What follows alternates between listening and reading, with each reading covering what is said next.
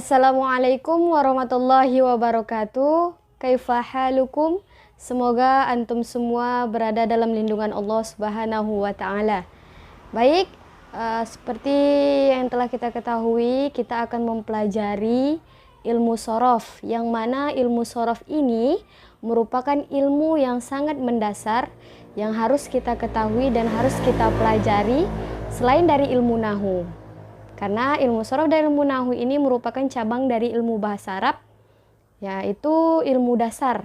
Nah, baik, sebelum itu kita harus mengetahui terlebih dahulu apa itu ilmu shorof. Nah, shorof artinya itu adalah perubahan atau perpalingan.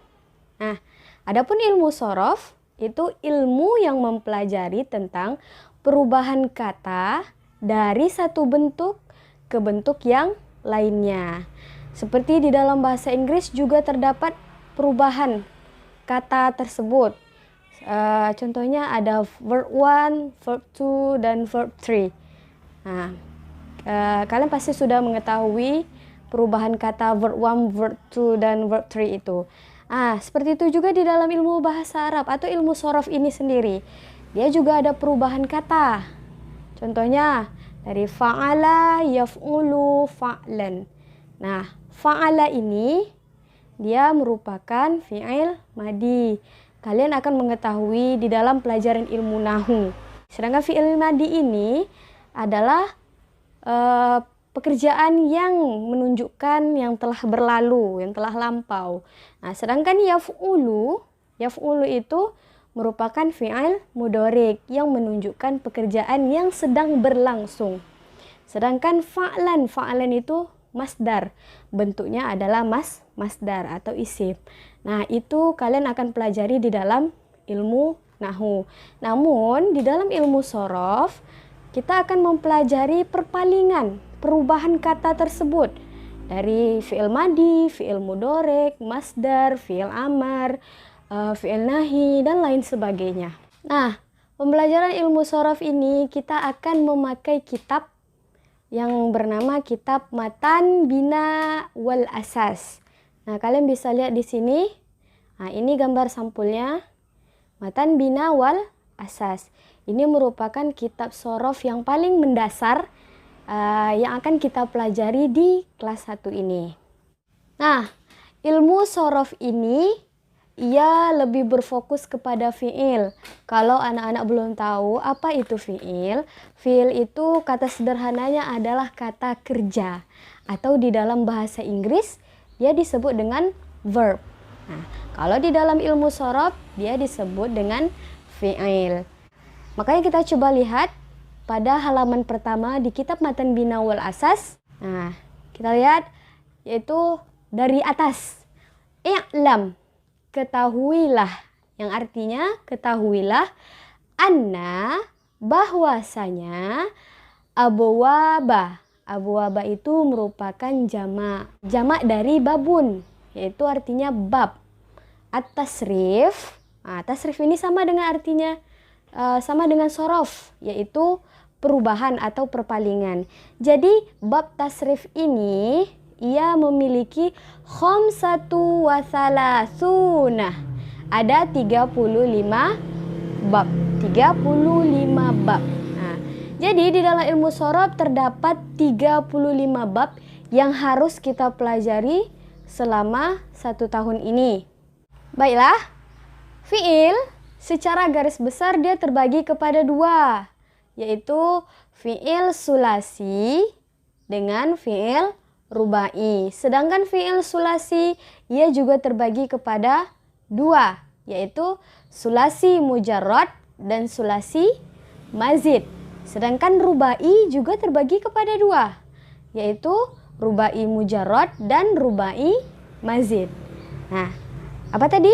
Jadi fi'il itu terbagi kepada 2, fi'il sulasi dengan fi'il rubai. Sulasi juga terbagi kepada 2, sulasi mujarrad dan sulasi mazid. Dan rubai juga terbagi kepada 2, rubai mujarrad dan rubai mazid. Nah, untuk pertemuan kali ini kita akan membahas terlebih dahulu fi'il sulasi. Kita harus mengetahui terlebih dahulu apa itu fi'il sulasi. Apa sih Mi itu fi'il sulasi? Nah, sulasi berasal dari kata salasa. Salasa apa artinya? Salasa itu tiga. Jadi, pengertian dari fi'il sulasi ini bisa kita ambil kesimpulan bahwa kullu fi'lin, setiap fi'il kanat adada hurufihi al-asliyah salasata hurufin. Jadi pengertian dari fi'il sulasi adalah kullu fi'lin kanat adada hurufihil asliyah salasata hurufin. Kullu fi'lin, setiap fi'il yang jumlah huruf aslinya terdapat 3 huruf. Jadi fi'il ini huruf aslinya ada 3, makanya dia disebut dengan fi'il sulasi. Kita ambil contoh kata nasoro yang artinya telah menolong. Nah, jadi dia ada 3 huruf juga, huruf nun, sod dengan ro. Nah, makanya dia disebut dengan fi'il sulasi, yang mana huruf aslinya itu ada 3 huruf. Nah, seperti yang Umi jelaskan tadi, bahwa fi'il sulasi itu terbagi kepada 2, yaitu sulasi mujarrad dengan sulasi mazid. Sulasi tadi apa artinya? Sulasi itu artinya 3. Jadi dia mempunyai 3 huruf asli. Fi'il itu mempunyai 3 huruf asli. Jadi sulasi mujarrad. Sedangkan mujarrad itu artinya sunyi. Nah, jadi sulasi mujarrad fi'il yang memiliki 3 huruf asli yang sunyi dari huruf tambahan. Jadi dia tidak ada huruf tambahan. Memang dia 3 huruf itu saja. Nah, adapun sulasi mujarrad ini ada 6 bab. Nah, tadi kan awalnya bahwa bab-bab tasrif ini ada 35 bab. Sedangkan sulasi mujarrad ini memiliki 6 bab. 6 bab ini akan kita pelajari. Namun pada video kali ini kita akan mempelajari hanya 2 bab saja. Silakan dilihat di halaman kedua di dalam kitab Matan Bina wal Asas.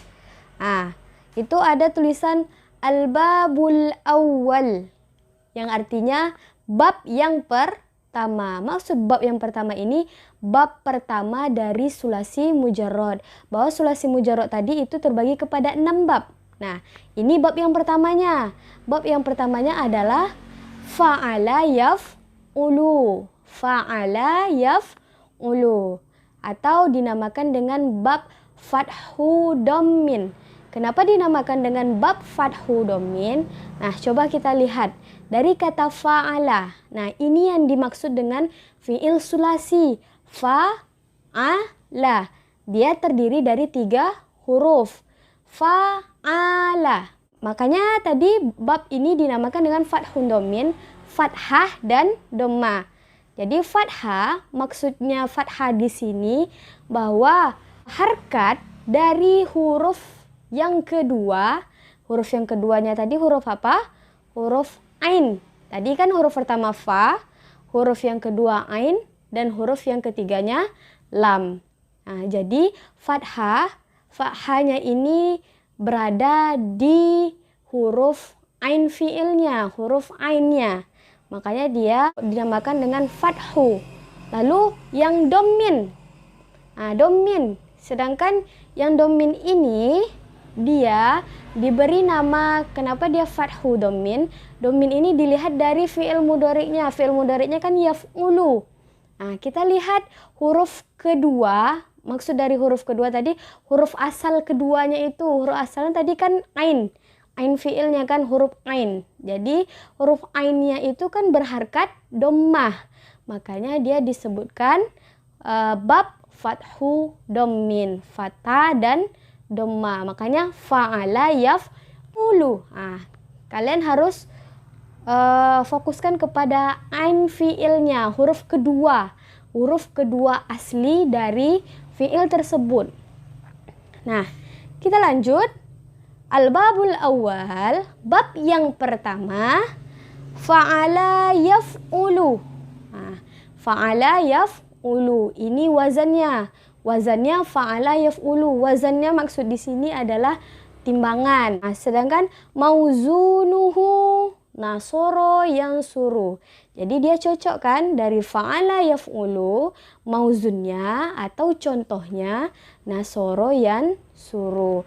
Kalau kita ingin mengetahui misalnya ini bab apa, nah kita juga harus melihat atau merujuk ke kamus bahasa Arab. Nah, wa alamatuhu. Wa alamatuhu, waw itu artinya dan. Alamatuhu, tandanya ayyakuna, bahwa ainu fi'lihi, ain fi'ilnya maftuhan, difathahkan. Jadi fa'ala, fa itu disebut dengan fa fi'il, sedangkan ain disebut dengan ain fi'il, sedangkan lam disebut dengan lam fi'il. Atau kita ambil contoh yang kata nasoro tadi. Nun berarti dia disebut dengan fa fi'il, sod disebut dengan ain fi'il, dan ro disebut dengan lam fi'il. Jadi ayyakuna ainu fi'lihi, ain fi'ilnya difathahkan. Berarti dia memang udah fathah kan? Nah, fil madi, pada fi'il madi. Nah, ini pada fi'il madi tadi, pada fa'ala. Wa fil mudhari'i, dan pada fi'il mudhari' madmuman, didommahkan. Jadi pada fi'il mudhari' dia didommahkan. Yaf'ulu, ain fi'ilnya berharkat dommah. Wa bina'uhu, wa bina'uhu maksudnya adalah faedah dari bab ini, yaitu bab fa'ala yaf'ulu atau bab fathu dhammin. Faedahnya adalah litta'diyah. Apa itu litta'diyah? Coba kita lihat di bagian bawah, paling bawah halaman kedua. Yang paling bawah itu ada pengertian dari litta'diyah atau muta'addi. Itu sama, litta'diyah dengan muta'addi itu sama. Coba lihat di bagian bawahnya, yang di bagian footnote atau catatan kakinya. Muta'addi adalah ma yatajawazu fi'lul fa'ili ilal maf'uli bihi. Ma yatajawazu. Itu artinya sesuatu yang melampaui fi'lul fa'ili, pekerjaan si pelaku, ilal maf'uli bihi, kepada maf'ul bihnya atau kepada objeknya. Jadi fi'il muta'addi ini adalah fi'il yang membutuhkan fi'il, fa'il, dan maf'ul. Kalian akan mempelajari lebih lanjut lagi ini di dalam ilmu nahu. Namun Umi juga akan menjelaskan sedikit bahwa fi'il muta'addi ini adalah fi'il yang terdapat fi'il, fa'il, dan maf'ulnya. Fi'il itu kata kerjanya, sedangkan fa'il itu adalah pelaku dari suatu pekerjaannya, sedangkan maf'ul bih itu adalah objek dari pekerjaan itu. Nah, biasanya itu dia berfaedahkan lit ta'diyah. Wa qad yakunu, dan terkadang ia juga berfaedah lazim. Nah, lazim. Jadi dia ada dua faedahnya, yaitu muta'addi dengan lazim. Apa itu lazim? Lazim, coba lihat di bawah, di bagian catatan kaki di bawah muta'addi tadi. Lazim adalah wallazimu huwa malam yatajawazu fi'lul fa'ili ilal maf'uli bihi bal waqa'a fi nafsihi. Jadi fi'il lazim atau lazim ini adalah sesuatu yang tidak melampaui pekerjaan si fa'il atau si pelaku kepada maf'ul bih. Bal, tetapi Waqa'a fi nafsihi, ia jatuh pada dirinya sendiri. Nah, jadi maksud lazim ini ia hanya membutuhkan fi'il dengan fa'il saja. Dia hanya membutuhkan fi'il dan pelaku dari pekerjaan itu. Nah, kalau dia muta'addi tadi dia harus ada objeknya, harus ada maf'ulnya. Sedangkan lazim dia tidak perlu ada maf'ul. Dia cukup fi'il dan fa'il, pekerjaan dan pelakunya. Coba kita lihat contohnya di dalam halaman 2 tadi. Mithlul muta'addi, contoh dari fi'il muta'addi. Contohnya nahwu, misal nasoro zaidun amron. Nasoro, nasoro itu merupakan fi'il. Dia fi'il madi. Fi'il madi yang berwazankan tadi fa'ala yaf'ulu. Fa'ala yaf'ulu, nasoro yansuru. Jadi nasoro itu merupakan fi'il. Yang mana fa'il, yang mana pelaku. Nasoro tadi artinya telah menolong. Yang mana pelakunya? Pelakunya adalah Zaidun. Nah, Zaidun. Sedangkan amron merupakan maf'ul bihnya, yaitu objek. Jadi yang menolong adalah si Zaid, sedangkan yang ditolong adalah Amar. Nah, makanya dia disebut dengan faedahnya muta'addi. Ia membutuhkan fi'il, fa'il dan maf'ul bih.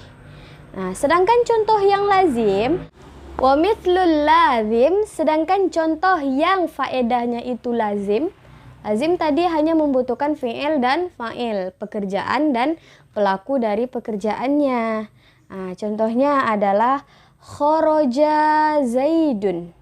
Nah, kharaja ini merupakan wazan dari fa'ala yaf'ulu. Fa'ala yaf'ulu, kharaja yakhruju. Jadi dia sama antara fathun dhammin. Jadi ain fi'il pada fi'il madinya itu berharkat fathah, sedangkan ain fi'il pada fi'il mudhari'nya berharkat dhamma. Fa'ala yaf'ulu, kharaja yakhruju. Jadi contoh lazimnya kharaja Zaidun. Telah, kharaja itu artinya telah keluar. Zaidun, si Zaid. Jadi yang keluar itu adalah si Zaid. Nah, ini contohnya tidak membutuhkan maf'ul, tidak membutuhkan objek. Dia cukup hanya kharaja Zaidun karena dia telah lengkap. Telah lengkap, tidak membutuhkan maf'ul, tidak membutuhkan objeknya. Makanya dia disebut dengan lazim, yaitu fi'il yang tidak membutuhkan maf'ul. Nah, jadi itu wazan yang pertama atau bab yang pertama pembagian dari sulasi mujarrad. Toyib, mungkin hanya satu bab saja yang kita pelajari pada video kali ini. Insyaallah next kita akan lanjutkan pelajaran kita di video selanjutnya. Syukran ala husni ihtimamikum wastimaikum. Wassalamualaikum warahmatullahi wabarakatuh.